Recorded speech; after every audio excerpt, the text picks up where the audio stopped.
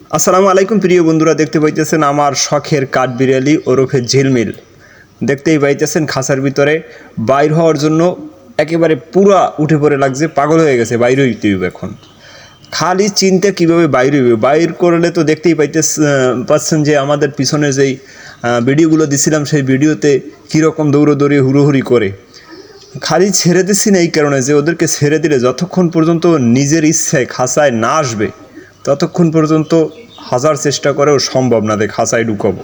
সেই জন্য ছেড়ে দিচ্ছি না। এই দেখছেন একটা ছিল ওই যে বাসার ভিতরে আমি যে হাত দিয়েছি, দৌড়ে এই কামড় দেওয়ার চেষ্টা। ওই দেখছেন, ওই যে আসছে, দেখছেন এই আবার আসছে। এই তো যাই হোক, অনেক সুন্দর দেখতেই পাইতেছেন।